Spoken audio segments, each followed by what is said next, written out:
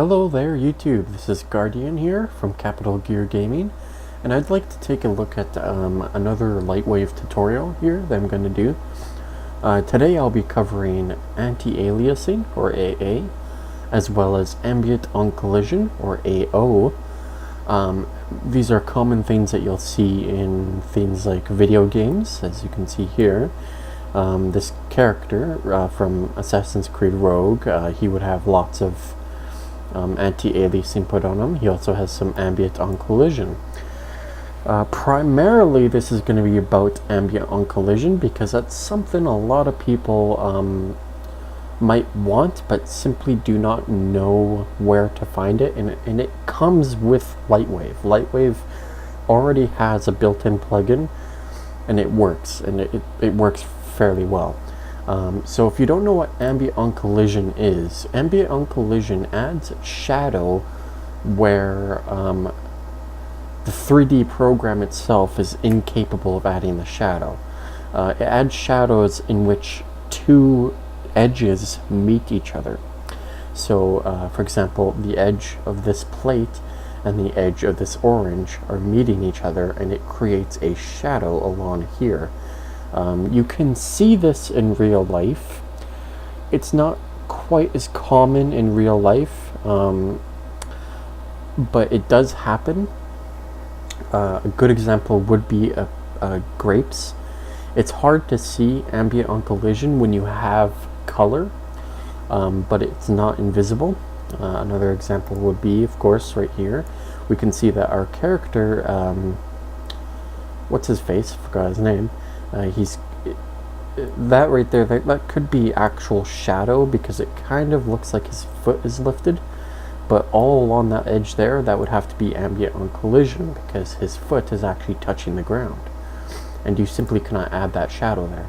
So ambient collision will add these almost random, if you want to say, shadows along the edges of your object, but only where it's necessary. You'll notice that there's no ambient collision along here, and that's because there's no edge intersecting it.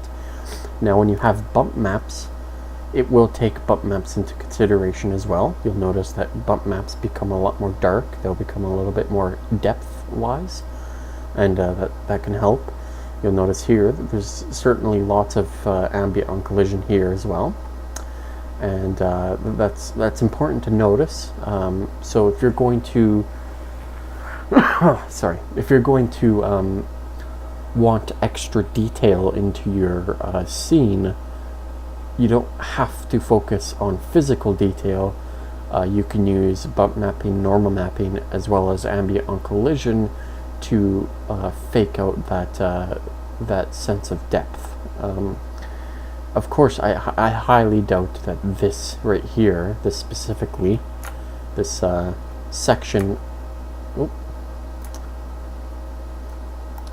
of the orange here, I highly doubt that that it's just a 2D texture. I'm sure that's probably a physical detail right there, but you could do something similar with textures. So we're going to take a look. So the object that I have here is pretty basic. It's simply a 5-sided box. It's got no bottom. We don't need a bottom, so I've optimized it. This is as optimized as this can get, really. I have named them. One is box, one is plane. And in order to make sure that ambient collision is indeed working, these two objects indeed have to be touching each other. Now, I believe you can have objects in separate layers. In this case, it won't really matter to us because we are dealing with just a single box. Having it on a separate layer wouldn't really benefit us, but in all honesty, I don't know if you can have it on a separate layer. I'm pretty sure you can. That's something you could easily test out for yourself. It helps anyways to learn how to use the plugin that we're about to use. As for the actual surfacing, you'll notice that all I've done is change the color. Now, in some 3D programs, they do not use a shader, which is what we're going to be using. They use the diffuse mapping for ambient on collision. I believe you can do that in LightWave as well, although I have not tried it myself. I have not had the need to try it for myself. There's also a node all way of adding ambient on collision. We can type in, I think we can, can't we? No, we have to type in, there we go. There's Occlusion and Occlusion 2. Occlusion, I believe, is a better one to use. Occlusion 2, I think, is used for something slightly different. Regardless, there's a great tutorial on using the nodal version. The benefit of the nodal version is that you have more control on how it works and what it does. You can plug things like a max into it. You can plug gradients into it and whatnot. You can even plug colors into it, and you can instead of making a ambient on collision a shadow like this, you could make it rust or something like that. So the nodal version has a lot more control, but we won't be covering that. There's already a really good tutorial out there. It's on the LightWave site. I will post a link in the description as well. It's done by William Van Hong, or however you say his name, I'm sorry, William, and he's one of the new tech developers, so he's very good and he's very professional about his job. But you'll notice that that's all we've got for our scene. I've already saved it. I've already created my content directory path, so we're all set for that side. Now all we have to do is send the object to layout, which I already have it in. I accidentally resended it. Sorry, sended. So there we go.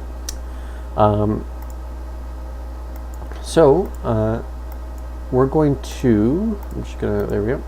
We're going to take a look at what it looks like without any amount of shading and without any amount of anti-aliasing.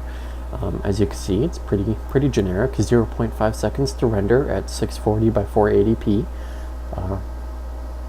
If we take a closer look here, we can see the disbenefits of having no anti-aliasing and no ambient on collision.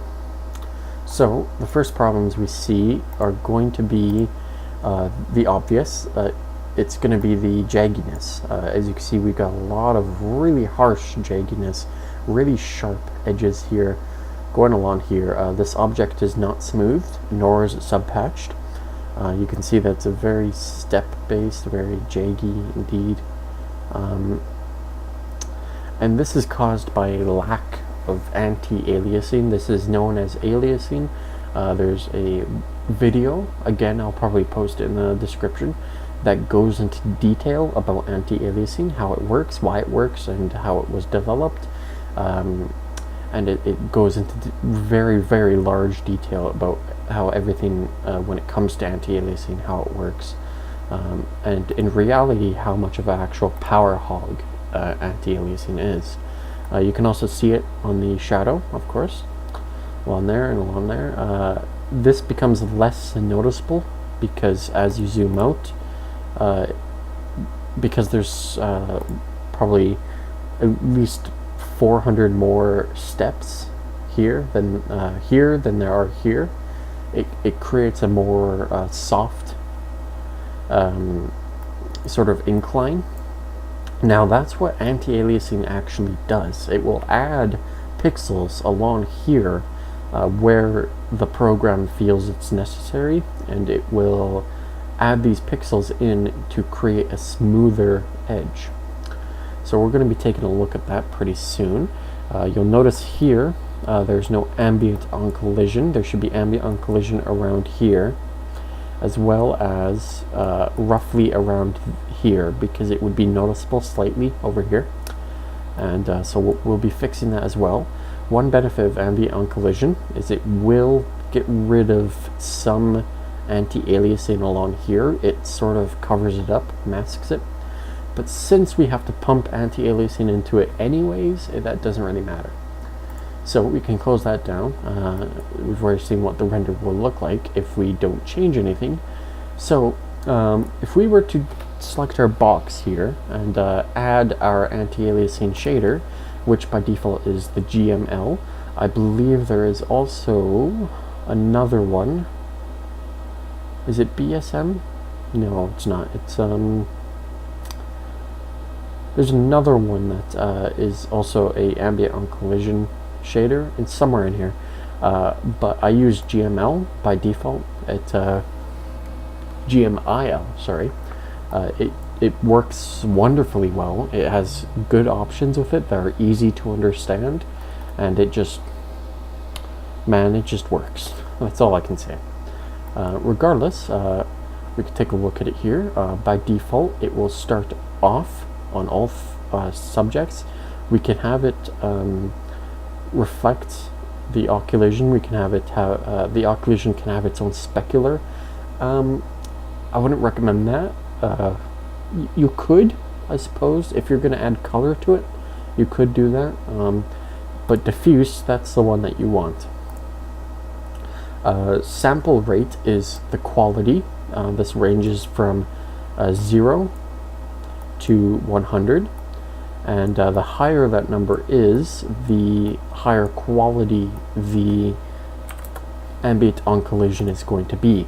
Now you have to understand that ambient on collision takes up a lot of computer resources. As a result, cranking this to 100 will slow down your render time by a dramatic amount. We also have fall off, which is linear by default, and we can set it to y equals x to the power of 2. This will increase sort of the strength of the ambient on collision. That's what I've noticed. I can't really say what the technical meaning behind it is, though I'm sure some of you out there do know. We can change the sampling style. I believe ordered is a little bit more accurate, but it will take even longer. And then random, it's faster, but it might be slightly less quality. I think somewhere along those lines. Anyways, so if we take a render again, just to, we need a base.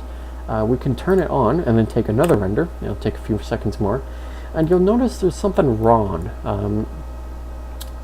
This isn't quite doing what we were expecting it to do. As you can see, there's no ambient on collision here, but instead we're getting ambient on collision along the entire box instead, which is not what we were shooting for. You can see that because it's become darker, it's actually blended this edge just a teeny bit more. It's slightly less noticeable that it has such bad aliasing on it. But that's not what we're looking for. As you can see, it took 0.1 second more than it did before, and you have to keep in mind this is 640 by 480, and it's only 6 polygons in total. So even a 0.1 increase is actually quite a bit for just basic settings. So let's see what happens if we change it to this. You'll notice that it will become slightly darker, but that still doesn't solve our issue. It doesn't seem to be working. So the reason why is because we're adding ambient on collision to the box, and the box is, think of it this way: when you add ambient on collision to a object, it's you sort of have to have an object that is intersecting with it. So this box is not intersecting with any object. It is touching the ground plane, but the ground plane is not really intersecting with the box. Instead, the box is intersecting with the ground plane. Sort of think of it that way. So instead, we actually have to add our GMIL occlusion plugin under the shader tab to the plane instead of the box. And of course, I mean, if you notice that it sort of not really working out the way you wanted it to, you can always play around. You know, maybe you do want it on the box. If there's things sticking out of the box, or things sticking into the box, or there's, you know, cracks in the box or whatever, then I would add some ambient on collision to it, just to give that little bit of depth. So we're going to turn this on, and we're going to do another test render with no ambient on collision on. And instead, you'll notice that I actually took 1 second instead of 0.5, and that's because technically it actually has been activated. We just can't see it. So we're going to turn the diffusion on, and then we're going to enter it again. You'll notice that it took 0.9, or 1 second really. And we can take a closer look here. So now you can see that we are getting results. We're getting some ambient on collision along the bottom of our box and along the side, and there is probably some around here, we just can't see it. You'll even notice that there's very little, almost completely unnoticeable anti-aliasing along the bottom of our box, which is good. It helps us with our aliasing issues. So you might want to keep that in mind when you're dealing with your with your scenes. So if we switch it over to y equals x to the power of 2, you'll notice that it will become quite a bit stronger. As you can see, it's become a little bit darker. It's increased its range quite a bit.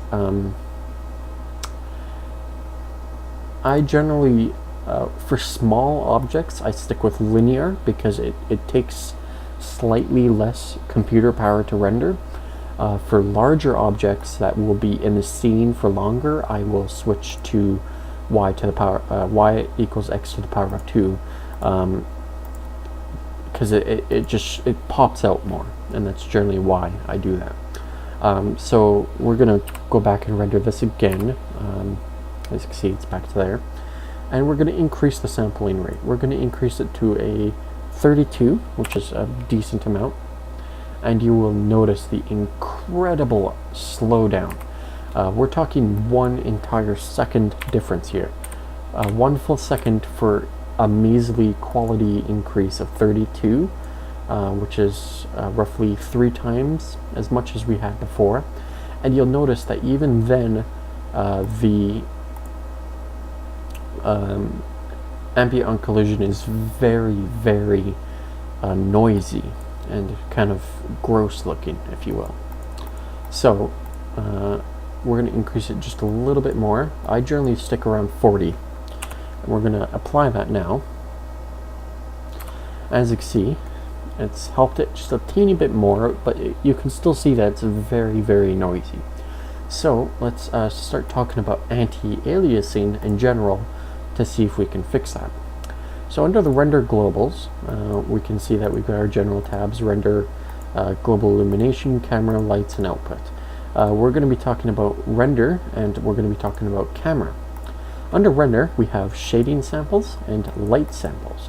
So if you have a volumetric light, or light that can cast a very a noticeable physical light, a good example would be a point light, then light samples can increase the anti-aliasing on the light itself, as well as onto volumetric lights.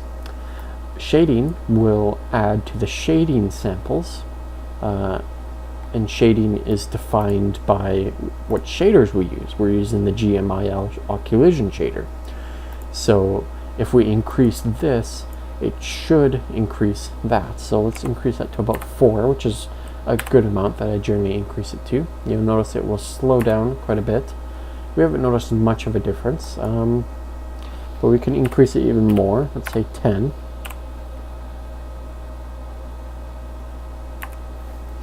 Unfortunately, we're not getting much of a difference aside from render time. It might be caused by the fact that it is a rather simple scene. Generally, dealing with these type of shadings, it works best to just work with depth buffer AA. That might work. No. Generally, I just stick with roughly 4 and 4, just to try and keep a good base amount. It doesn't generally slow down my render a whole lot, and when it does, I will tune it down. So next we're actually going to talk about the important one, which is cameras, and under here we have minimum samples and maximum samples. This is known as adaptive sampling. You can disable it or enable it here. If you disable it, you switch from adaptive sampling to regular anti-aliasing. I'll show you the quick difference. If we render this now, you will notice that under anti-aliasing it says 1 out of 1. If we switch adaptive sampling off, it will say anti-aliasing 1. So adaptive sampling will take a look at all the edges or noise in your scene, and it will say, does it need to be sampled and how much? And the computer sort of decides for you how much it should be sampled. So you can switch this from 1 to, let's say, let's go with 10. 10 should be a good amount. And it will slow down considerably because that's anti-aliasing for you, especially with some shaders on. So give it a few seconds here, and hopefully it should pop up. Or crash, one of the two, 3D programs. There we go. As you can see, it's greatly improved our shader. Now we could have gone into our settings here and just cranked this, but that would slow down our render so much it would be kind of ridiculous. So the benefit of combining this with this is that you can sort of optimize how fast your render is going to be. For example, I look at this now, it still looks pretty noisy, but it looks so much better. I could potentially lower this down, say 24. And then if we take another render, it will look worse, but especially if it's a small object that the camera is not going to focus on very much, it's really worth it. As you can see, a considerable boost. Oh, whoops, I'm changing my frame slider there.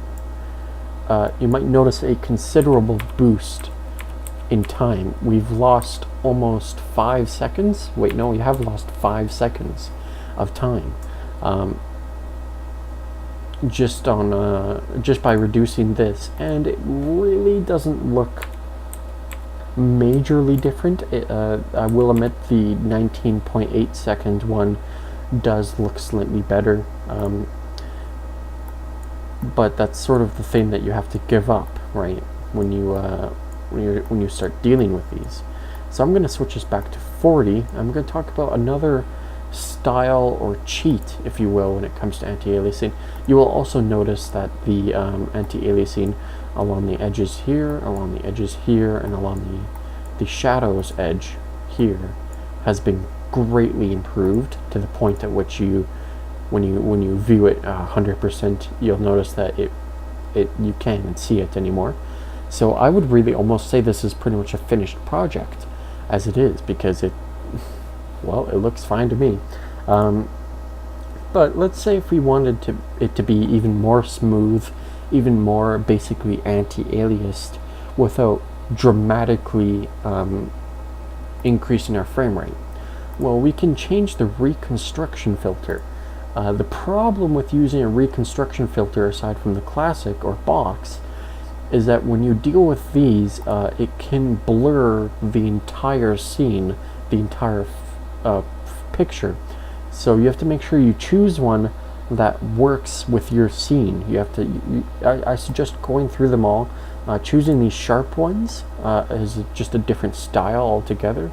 You might be interested in it, you might not be. I've taken a look at them. It's kind of cool, but it's kind of not what we're looking for here. I wouldn't worry too much about the sampling pattern. Low discrepancy is a very good one. I've tried fixed in classic, and honestly, towards the end, when it comes to render time and when it comes to quality, I do prefer the default. But for Gaussian Soft, you'll notice quite a major difference, and now we're actually going to increase our render time by decreasing our maximum samples. But you'll notice that it won't really change that much. It might change a little bit, obviously. Already you can see that we've gained major frame rates as render time, which is great. And you'll notice, wow, it looks really good. It looks really well anti-aliased along here, along there. Even the shader is looking pretty decent. But you'll notice that, hey, when you're looking along there, when you're looking along everything, it's very, very blurry. And the reason why is because it's a reconstruction filter. The reconstruction filter will blur pretty much everything. Now, you can try all sorts of different ones. Box Soft is a pretty good one. Gaussian Soft is very blurry, but it is good for anti-aliasing. Mitchell Soft is also pretty darn blurry, and I'd say it's pretty decent for anti-aliasing as well. It's a very good sort of way to skip anti-aliasing and to keep a very good render time. As you can see, it even helps with the shadow a little bit, which is perfect, which is exactly what we're looking for. Let's see, it's not too different. You won't notice such huge differences when it comes with oh, there you can see a little bit. I'm going to zoom in. If you pay attention to these corners here, you'll notice that in one they appear a lot more blurred. This one here where it appears less blurred is the Box Soft, and this one where it does appear much more blurred is the Gaussian Soft. So generally I stick between Box and Gaussian. You don't want it to be too blurred, because then the entire scene is just going to be one blurry mess, and it's going to look pretty weird. And if you insist on having no blurring whatsoever, this is not a adaptive blur. This is not a animated blur. This is simply a blur that's applied to the entire frame. It's not like a motion effect blur. That's this right here. You do not want to use this as a blurring system. This is just to help you with anti-aliasing for the most part. And I mean, for the most part, that's kind of all you have to worry about. Increasing the resolution will, when you're using anti-aliasing, will dramatically increase the render time, just insanely, because the more pixels you have on screen, the more you're going to have to AA all those individual pixels, and the longer it will take for your computer to handle it. Of course, I can turn off adaptive sampling and actually switch this to about 5, but if I do that, I don't think I'll need Box Soft, because that's quite a lot. So I don't think I'll be doing that. I generally don't. For the most part, I usually keep the adaptive sampling. It seems to know where to put the adaptive sampling, where to place it all. So you'll notice that it's still a little bit noisy here, so I suppose we can increase that a bit, because why not? We've got pretty good render time. 11 seconds isn't all that bad. I'm just gonna let it pass through.